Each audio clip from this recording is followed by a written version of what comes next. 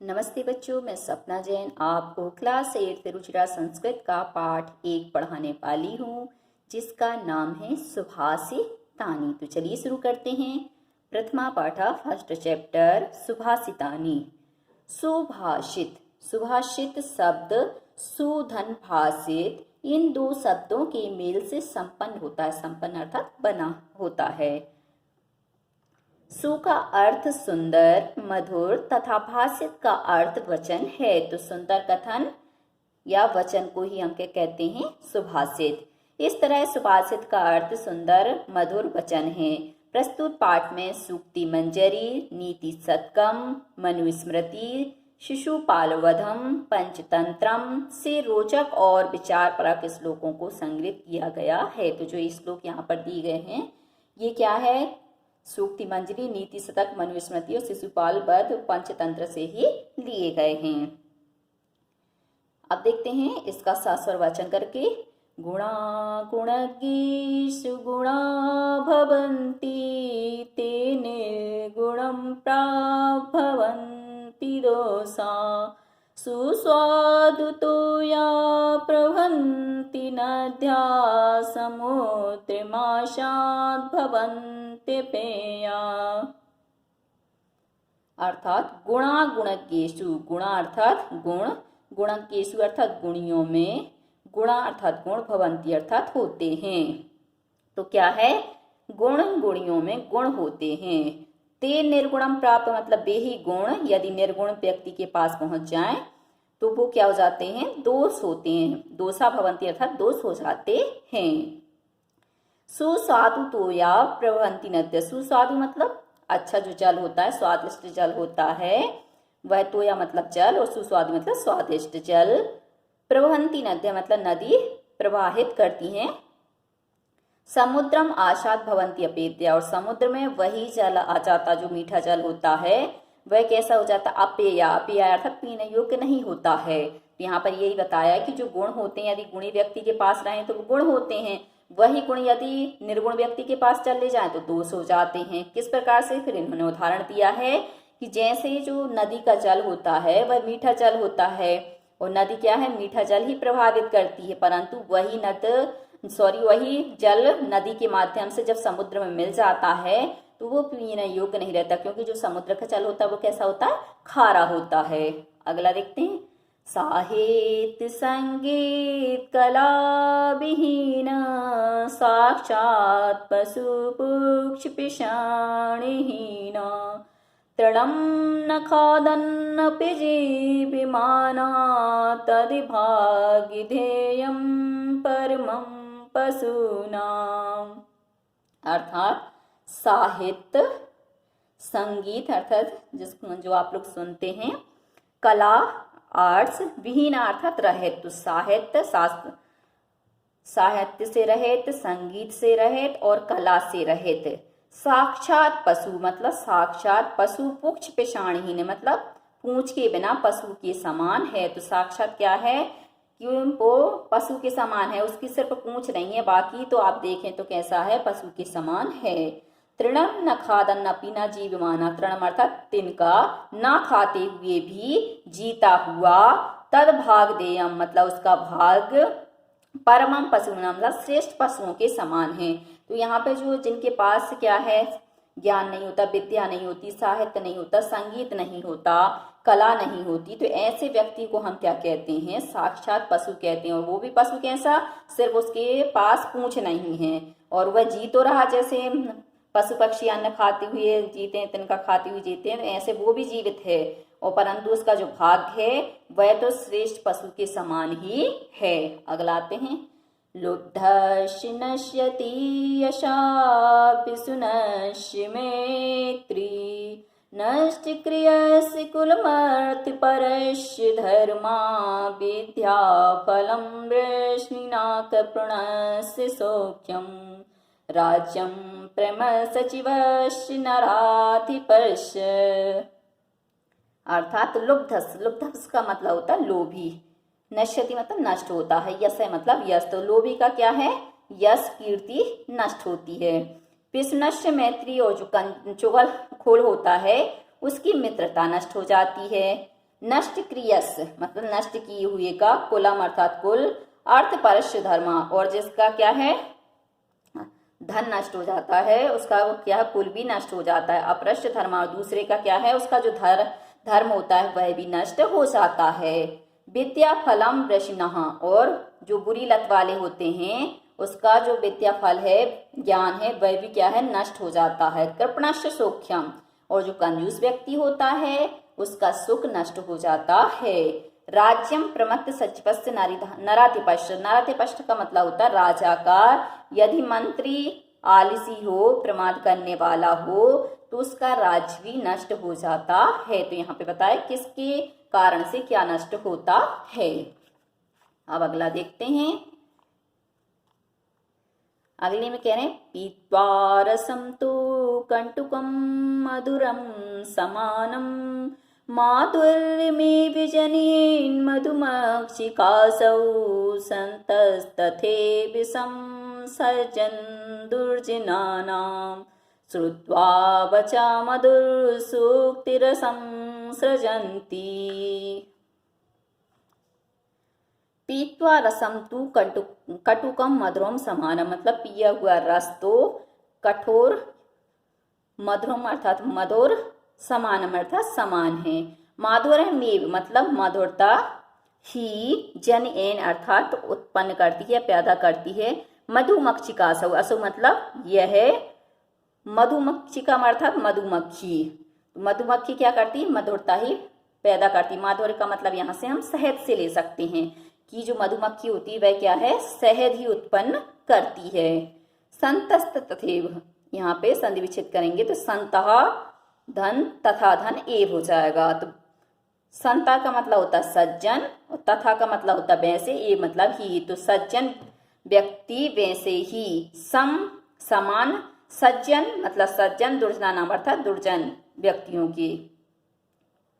तो दोनों क्या है यहाँ पे बताया है कि दोनों ही क्या है एक रस को पीते हैं तो एक कठोरता उत्पन्न करता है और एक मिठास उत्पन्न करता है। तो कठोरता कौन उत्पन्न करता है तो दुर्जन व्यक्ति करते हैं और मधुरता कौन उत्पन्न करता है तो सज्जन व्यक्ति करते हैं। आगे बता रहे हैं श्रुत्वा वचः मधुर सुक्त रसम सृजन्ति ही।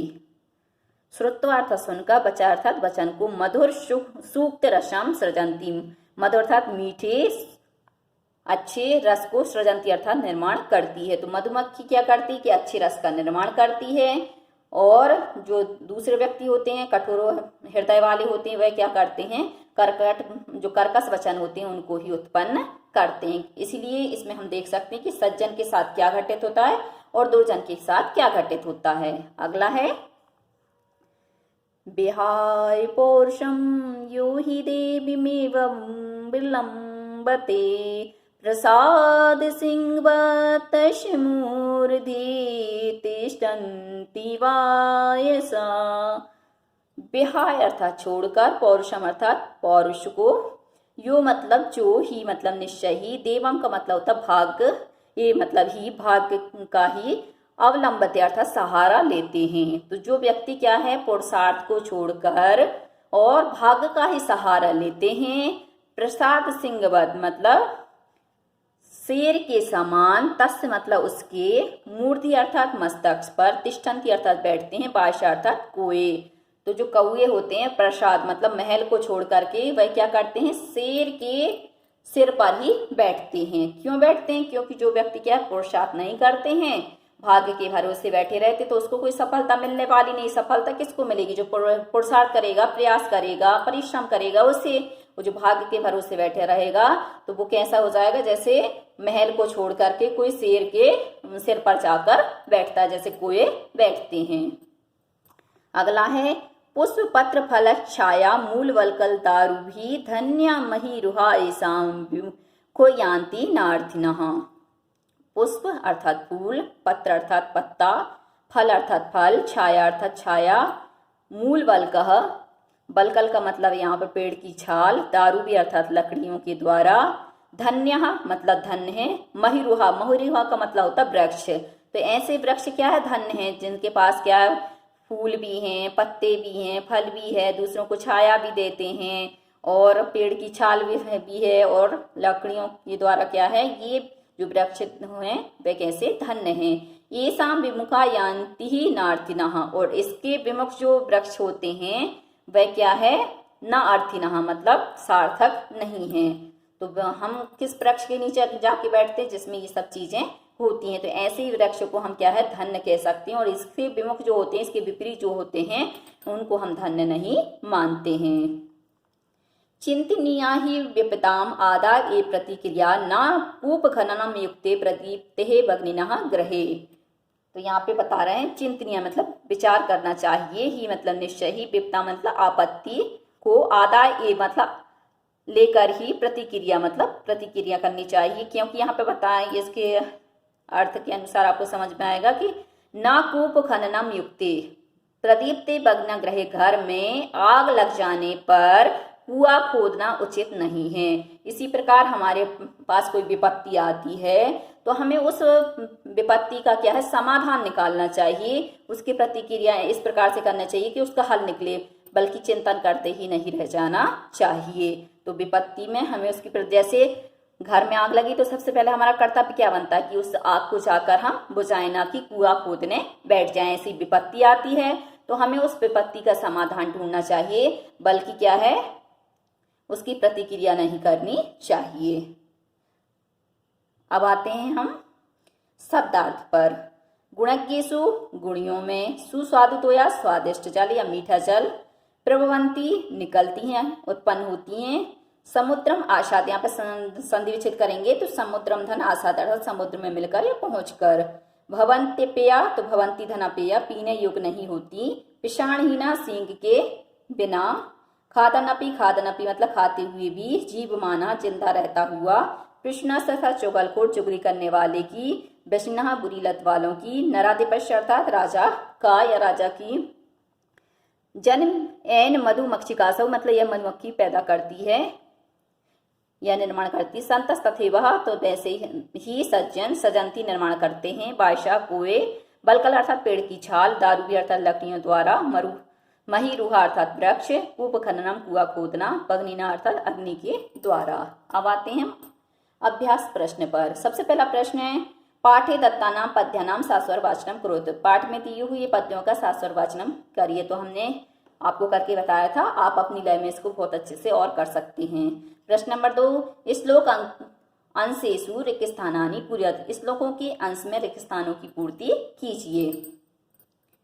तो यहाँ पे दिया समुद्र माशाद, तो हम करेंगे भवंती पेया, और संधि विच्छेद करके करेंगे तो भवंती अपेया भी कर सकते हैं। खालिस्तान बचा मधुर श्रुत रसम सृजंती ही, तो श्रुत्वा मतलब सुनकर, वाणी क्या है, मधुर रस का निर्माण करती है। तद्भागदेयम खालिस्तान पशुनाम, तो आ जाएगा श्रेष्ठ परमम पशुनाम, हम श्रेष्ठम भी लिख सकते हैं पर्यायवाची के रूप में। विद्याफलम खालिस्तान कपणश्च सौख्यम, तो विद्याफलम व्यसनम कपणश्च सौख्यम। पौरुषम विहाय यह खालिस्तान अवलंब्यते, तो देव मेव अवलंब्यते। चिंतना ही विपताम खालिस्तान प्रतिक्रिया, तो आदाय मतलब लेकर ही। प्रश्न नंबर 3, प्रश्नानाम उत्तराणि एक पदन लिखत, प्रश्नों के उत्तर एक पद में लिखो। दशिना किम नश्यति, वृष्णि का क्या नष्ट होता, तो विद्याफलम। कस्य यशा नश्यति, किसका यश नष्ट होता, तो लुब्धस्य लोभी का। मधुमक्षी का किम जनयति, तो माधुर्यम।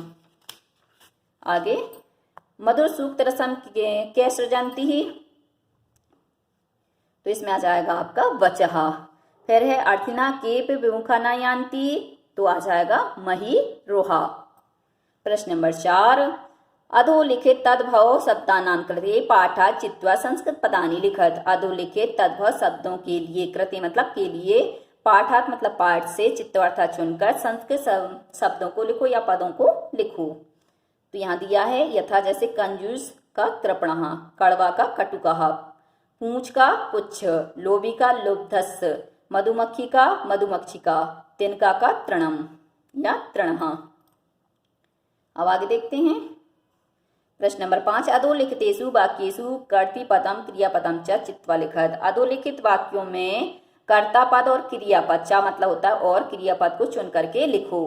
वाक्यानि वाक्य कर्ता क्रिया, कर्ता और क्रिया हमें इस वाक्यों में से छांटना है। यथा जैसे संतः मधुर श्रुत रसम सृजंती ही, तो यहाँ पे कर्ता क्या है, संतः मतलब सज्जन, और सृजंती क्या है, क्रिया है। ऐसे ही निर्गुणम प्राप्त भवंती दोषः, तो यहाँ पे कर्ता आएगा दोषः और क्रिया आएगी भवंती ही। या हम निर्गुणम भी कर सकते हैं, क्योंकि निर्गुणम मतलब जिनके पास गुण नहीं होते हैं, तो निर्गुणम। गुणज्ञेषु गुणा भवंती ही, तो गुणियों में गुण होते, तो गुणज्ञेषु में आ जाएगा कर्ता और भवंती में आ जाएगा क्रिया। मधुमक्षिका माधुरम जन्येत, तो मधुमक्खी आ जाएगा कर्ता और जन्येत आ जाएगा क्रिया। कृष्णस्य मैत्री यशा नश्यति, कृष्णस्य आ जाएगा कर्ता और नश्यति आ जाएगा क्रिया। नद समुद्र माशाद अपेया भवंती ही, तो नदी आ जाएगा आपका कर्ता और क्रिया आ जाएगा भवंती ही। अगला प्रश्न है प्रश्न नंबर 6। रेखांकितानि पदानि आदत्य प्रश्न निर्माण कुरुत, रेखांकित पद के आधार पर प्रश्न निर्माण करो। गुणः गुणज्ञेषु गुणा भवंती, तो गुणा क्या है, रेखांकित पद, तो हम कर देंगे कहा गुणज्ञेषु गुणा भवंती और प्रश्नवाचक चिन्ह। नद्या सुस्वादु तोया भवंती, जो नदियां हैं वह स्वादिष्ट जल वाली होती हैं, तो नद्या की जगह हम कर देंगे कहा सुस्वादु तोया भवंती। लुब्धस्य यशा नश्यति, लोभी का यश नष्ट होता है, तो लुब्धस्य की जगह हम करेंगे कस्य यशा नश्यति प्रश्नवाचक चिन्ह। मधुमक्षिका माधुर्यमेव जनयति, मधुमक्खी मधुरता को या शहद को ही उत्पन्न करती है, तो यहाँ पे मधुमक्षिका की जगह का माधुर्यमेव जनयति प्रश्नवाचक चिन्ह। तस्य मूर्धनि तिष्ठन्ति वायशाः, तो मूर्धनि की जगह हम कर देंगे कस्मिन्, तो तस् कस्मिन् तिष्ठन्ति वायसः प्रश्नवाचक चिन्ह। प्रश्न नंबर 7।